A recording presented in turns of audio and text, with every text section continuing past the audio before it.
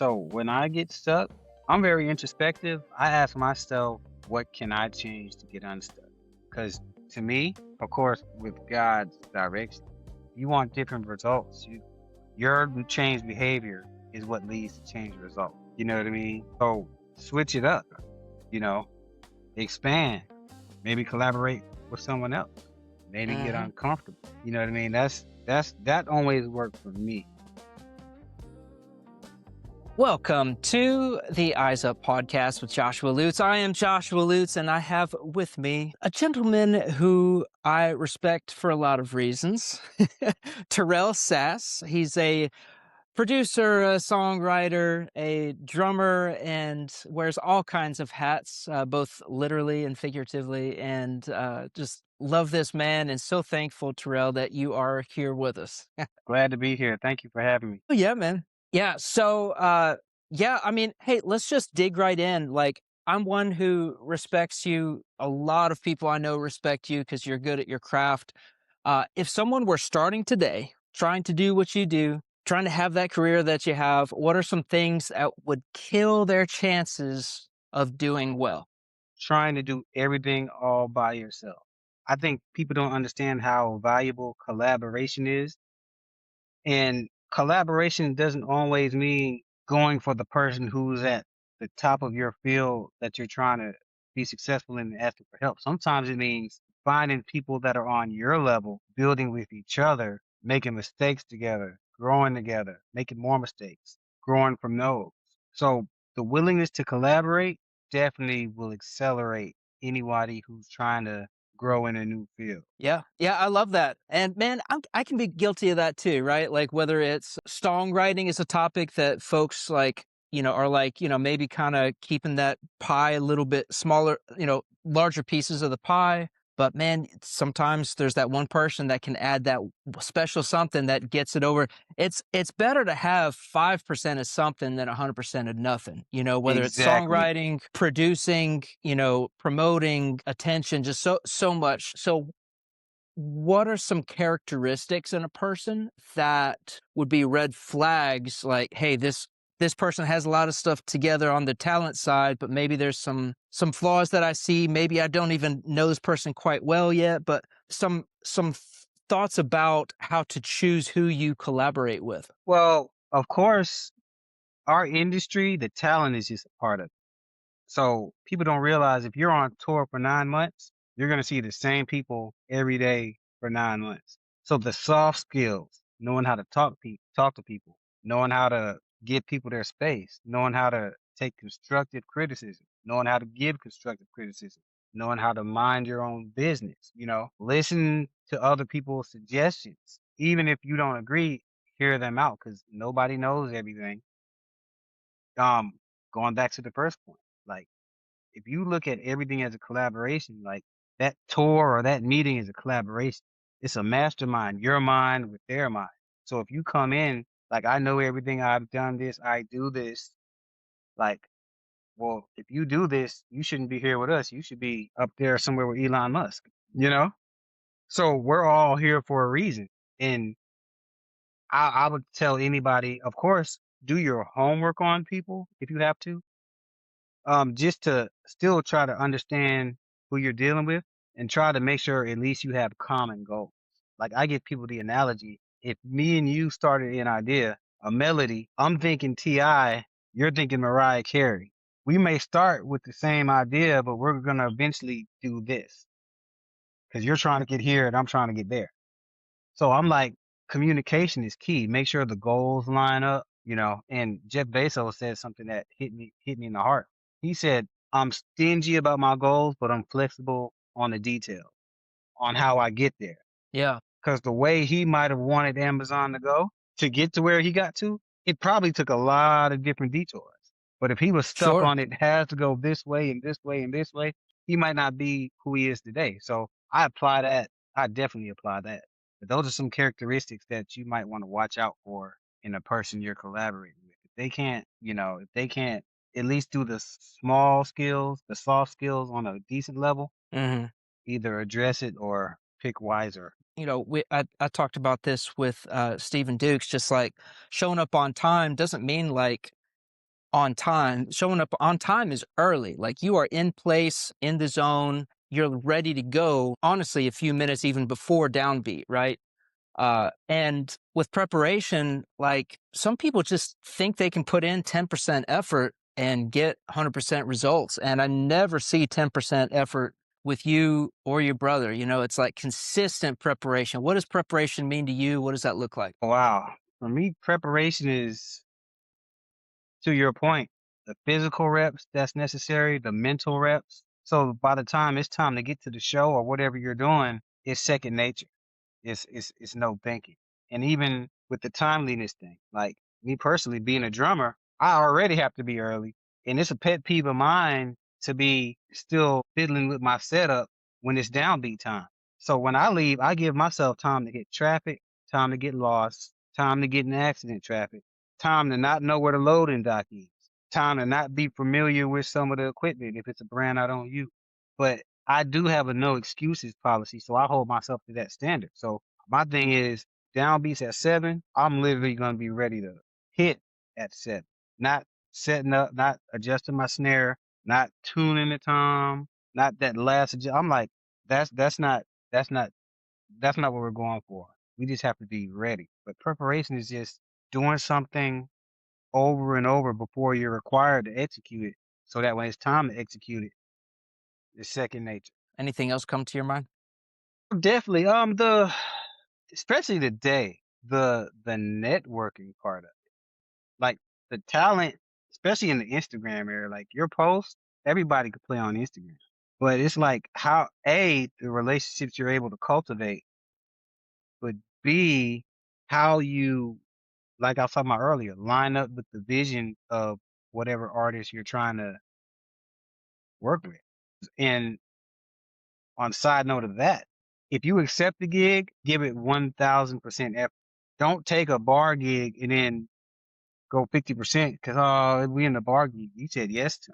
That's going to be somebody's first time hearing you play. And that person sitting over there might be the VP at Sony Nashville.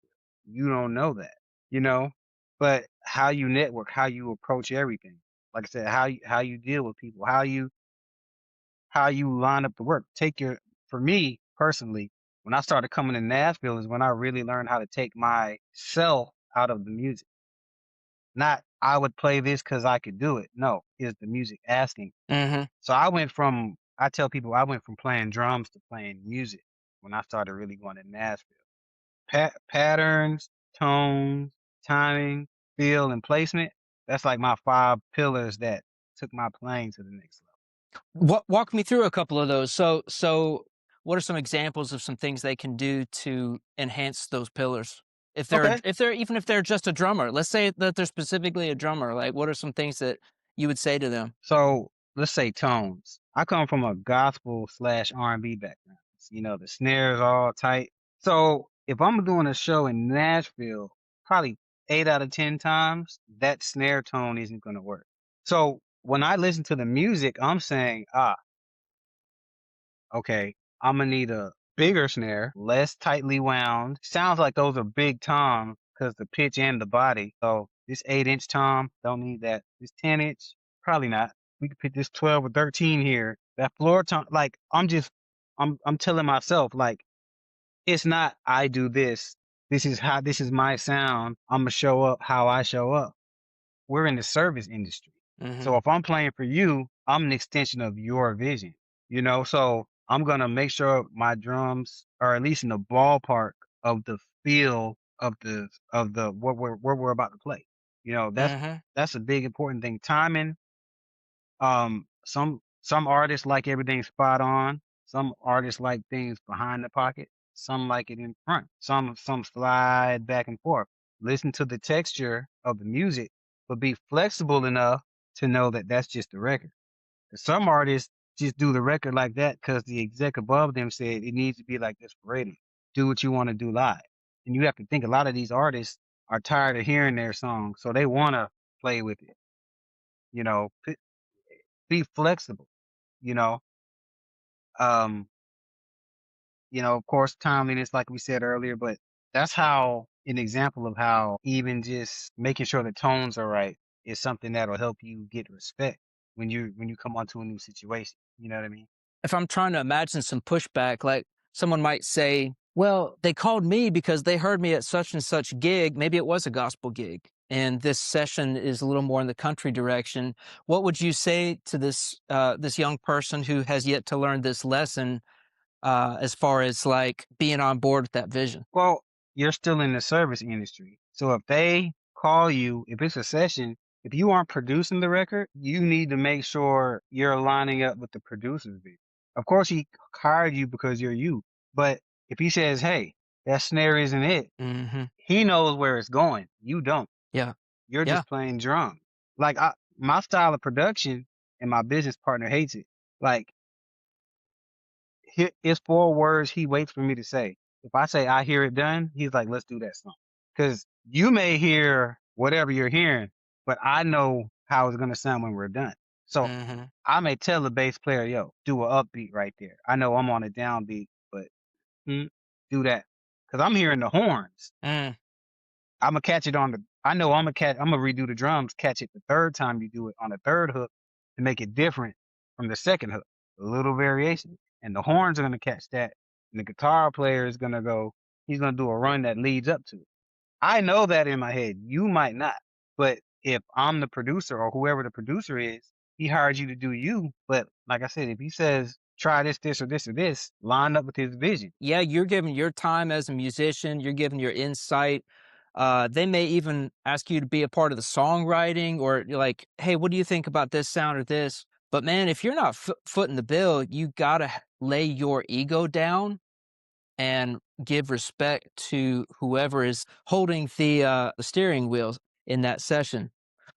You've got your hands in so many things, man, and you're always working, always hustling. What's something that you're working on right now that you're excited about? Well, I've been getting big into the documentary space as far as production, music supervision, scoring, you know, I've been real big into that. So I'm working on one that's being shopped right now to a few networks, major networks. And I just love that world because it's what I learned, like ownership or co-ownership, just sometimes, well, all the time, it trumps talent, status, and resume. Because in this case, instead of submitting music, hoping I get one in a documentary, because I'm co-producing it. Hey, Terrell, all right, who are you gonna get the theme song from? Me. All right, who you getting the bumpers from? Me. Okay, I hear the music you want in there. Who you have to clear it with? Me, my team. So it's self-serving in a way, but it's still I'm able to expand, put on different hats, look at things from an executive point of view, even with storytelling. You know what I mean? So that's something I've been excited about. I've been in that world a lot. And of course, I've been doing a lot in the movie on the movie side of things. I still work with a lot of cool artists, but I just been focused on ownership of IP, intellectual property, because that's where things are going. My goal for myself, I want everything to be optional because I'm not dependent on anybody. Because one thing I learned, my mentor told me, you don't want to give anybody else control of your situation. Mm, So I don't care who the artist is. I want to be able to say, look, I would love to do this tour, but it doesn't make sense with what I have going on. Like when you get to that point, you're doing good. Cause what if the artist you're playing with says, hey guys, I'm gonna take a year and start doing movies. I'm gonna take 3 years and start doing movies. So appreciate you. But on the street, you're the guy that says, I play with him. But he's in Hollywood doing movies, not worried about what you're doing. So I don't believe in giving anybody that power. So I'm big on setting up stuff, building your own house. You know what I mean? Because a lot of times as musicians, we build someone else's house, and when they're done, we come back to our house. A lot of us don't even have a real foundation. But I was blessed to learn that at a young age from my mentor Tom Knight, who used to do TLC. A lot of people. Um, and I saw him real time doing it because he's a famous voiceover artist now. He'll do one voiceover and make more than a lot of people will make in 2 or 3 weeks of touring for a 7 minute voiceover. So it's like I watched him make that transition, and he told me he was like, "You can't give these artists power over your whole situation. Now collaborate to build brands and vice versa, but never stop building your house to build theirs too. Mhm. It sounds like there might be some lessons that you've learned the hard way. Oh man, I thought you never asked. So it was probably 2007 or 8. I was here in Atlanta, and I got a call, ironically, from a label exec that heard me playing a gig somewhere. She said, "Hey, I would like you to come down here. It's a big audition. It's gonna be a lot of people there, but I want you to go first, audition for this artist. I'll say this artist." And I'm like, "Okay." So I go down there. I don't know what I'm playing or nothing. They said, "All right, we just gonna hit play, start playing with it." They hit play. I just went instant. Boom. She came out and told all the drummers, "We're good. We found our guy." They were talking about me. Wow. So Wow. so what happened is, like, talk to the artist and everything. So I told everybody, "Hey man, yeah, I might not be able to do this, because I'm with this artist now." Boom, boom, boom, boom, boom. So then, like, 2 weeks went by. Now I done turned down all this work because I'm thinking, like, I'm looking at the dates online. I had it all scheduled. So then I get a call, phone rings. I'm like, "Hello?" She's like, "Hey, so the artist got really sick and has to start going to treatment in LA or somewhere overseas." I forgot where it was, for a special doctor. Mm. And that artist really hasn't toured since then until recent.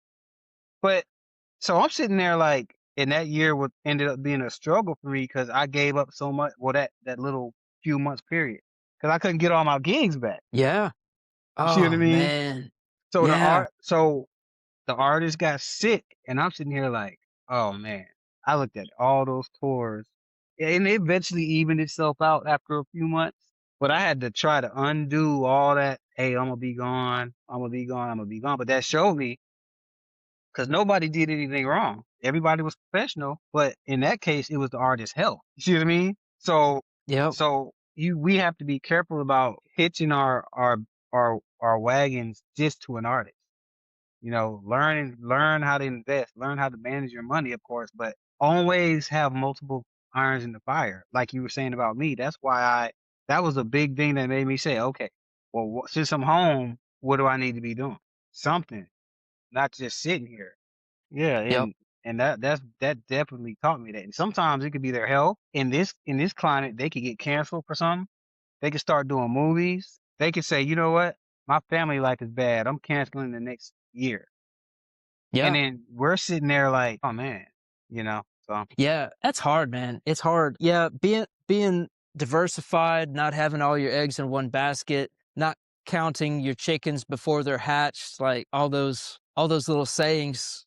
Yeah. So moving on. So daily discipline, man. I know that you're disciplined. Are there specific, it doesn't even have to be like music related, but what are some things like there's all kinds of health, right? We got physical health. I know you work out at the gym regularly. You know, you keep an eye on your diet. You keep an eye on a lot of that for your body. You know, there's mental health because we've been on the road together. Like, you know, there's all kinds of challenges, and you know, you're mentally there. It's like no matter what comes, you're like steady. Like, what are some things that you do like in your daily life that help you in that fashion? um, I do pray every day. Definitely that. Just that, and I meditate. That quiet time kinda helps settle me. Well, one general thing I do, I guess my mantra is, I don't do unnecessary stress. Certain stress in life is necessary, but certain stress is unnecessary. And I don't do unnecessary stress at all. I believe you treat optional stress like it's optional.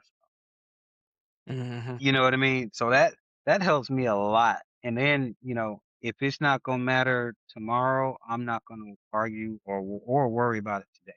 You know what I mean? So you know, I do set an agenda for every day the night before, so I wake up clear. You know what I mean? I know I'm gonna work out this time, call these people back. All right, today's a creating day. Today is to get the files ready to send to Josh to play on. Today is I have to be downtown, so I need to be done earlier so I can shower up, get downtown, and be set up on time. So that's another thing I do to just maintain a level of calm instead of having to, no rush all the time. Another thing I do is I over communicate with people to make sure things are still on, make sure the times are still good. Because I'm introspective. I want to make sure I'm not I'm not under the influence of something I shouldn't be under. So if I think it starts at 6, I'm gonna say downbeat at 6 or set up at 6 or be ready for sound check at 6. All that translates to different actions. So I over communicate. Sometimes when I know the answer, I'll re-ask to make sure because people do make mistakes sometimes. I had a situation one time where a manager called me and she said, "Yeah, Friday the 14th." But the problem is the 14th was Saturday. And by the time I found out, I had already booked that Friday somewhere else. So and when I told them what happened, of course, I took accountability. I ate it. But of course, they said, "Well, why didn't you look at your calendar?" I was like, "Well, I assume you knew what the day and the date was." No, I should have. I should have. To their point, I should have. But I'm like, you should have looked too, because I went off the date. You went off the day, so we're both equally. Sure. You see what I'm saying? Yeah, But over communication. Yeah, over communication is a big deal. It really is. Yeah, yeah. Well, and you talk about like worrying about the right things. Is it Mark? I think Mark Twain is credited with saying something to the effect of, "I've had a great many difficulties in my life, most of which never happened." And that's the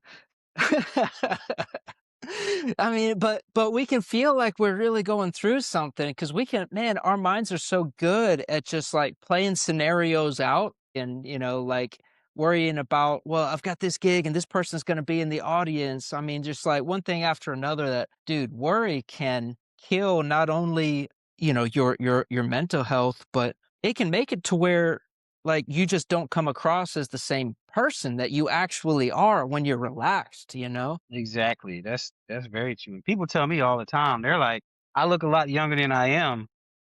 They're like, "Why do you look so young?" I was like, "I don't do stress. I just don't." Like, at the end of the day, I trust the work I put in and my preparation. So, uh, an emergency, and I don't mean this in an arrogant way, but sometimes an emergency on your behalf doesn't constitute an emergency on my behalf. You know, if you're late to rehearsal, you're like, "Oh, okay." I'm Yeah, chilling. I'm ready. yeah. So just get it together. But yeah, if I start feeling your stress because you're late, that's when I'm gonna say, all right, you're good. Just relax. You're good. Mhm. And we've been in situations like that. The load in or setup might be weird for the sound man. So by the time they're trying to sound check us, it's like, ugh, it's like, whoa, just relax. We're good. We good. Mhm. You know. Yep. Exactly, yeah, yeah, yeah, and, Matthew 6, for anyone who's, like, interested in, like, some good thoughts about worry, Matthew 6 is where it's at. It says, "A man cannot add a single hour to his life by worrying." And I think that if we took that mindset with a lot more things, like, it would really de-stress us, man, like, it's not gonna help if we're worrying about it, you know? We prepare and then trust God with the rest. There you go. Yeah. Is there a biblical truth that you've held on to in life? Something recent that you're like, you know what? I need to incorporate this more, or you know what? I'm so glad that this is a part of me going into this situation. Um. So I went to Christian school when I was first and second grade, and I just remember I had to memorize Hebrews 11, verse 1 through 6. Now faith is the substance of things hoped for, the evidence of things not seen. Those verses, that's the mantra to my life. Like I moved to Atlanta with like $400 or $500, and my parents helped me get a car. That's all I had.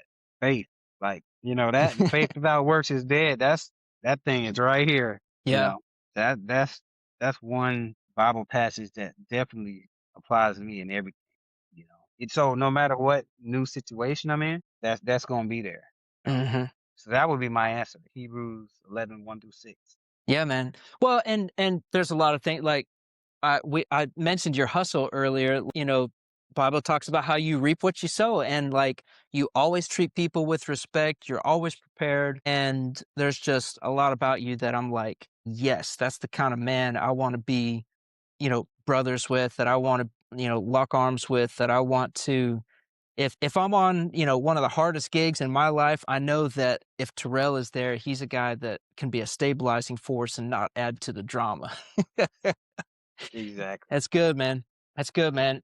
So if someone is out there and they're like, this is all good, I'm really liking what they're saying, but if they feel burnt out or stuck or unqualified, what are some things that you feel you could say to maybe help them get out of that? If someone's feeling burnt out, I would say as much as you can, remember why you started doing what you're doing.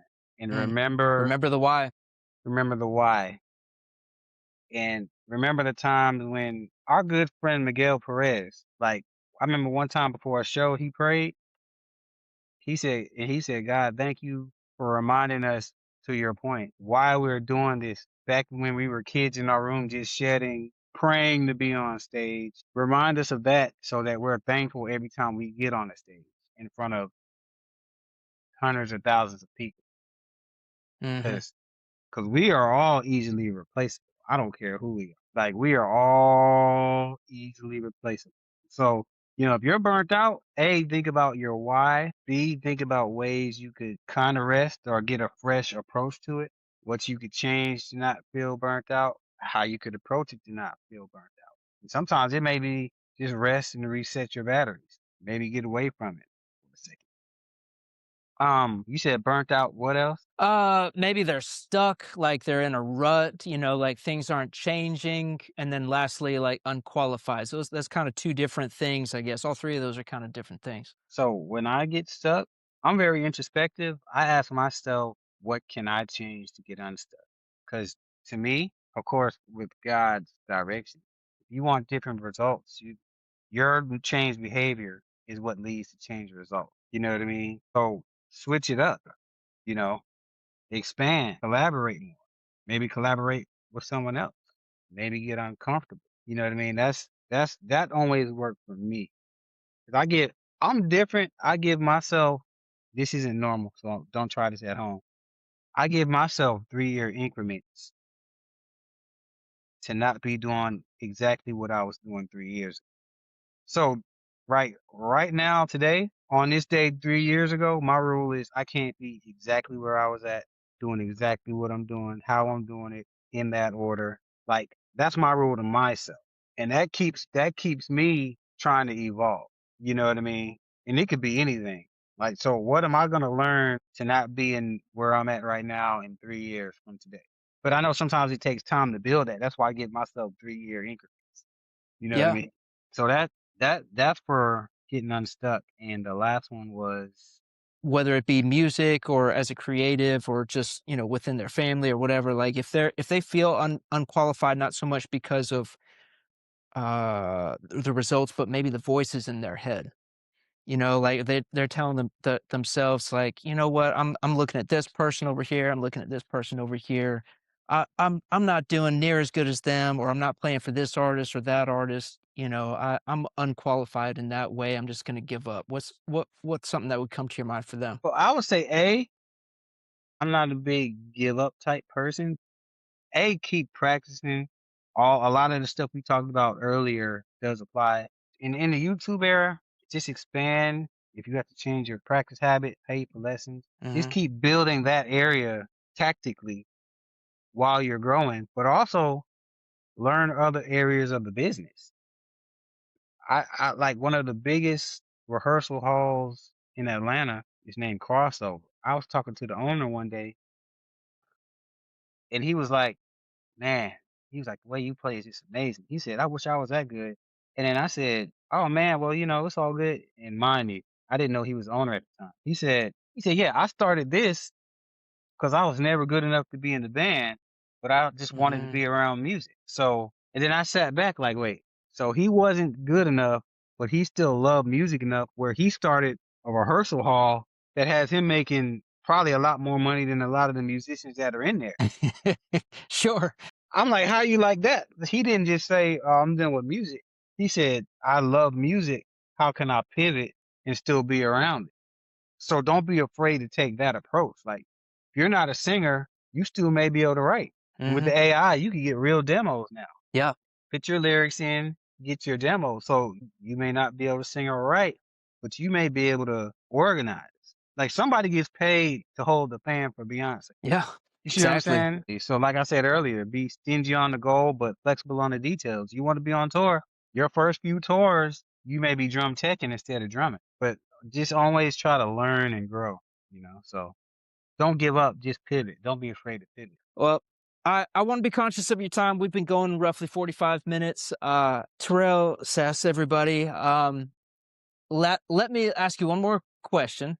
Uh-huh. And it's from one of the top podcasts and has been for a long time, the Tim Ferriss Show. If you had a billboard that could reach millions of people, what would it say? My billboard would say, ah, oh, what would my billboard say? My billboard would say, success is being able to do what you want to do, how you want to do it, when you want to do it, and not be worried about the consequences.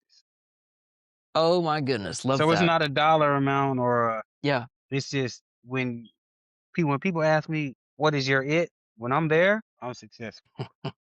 I love it. I love it. Yeah. Well, Terrell, you rock, man.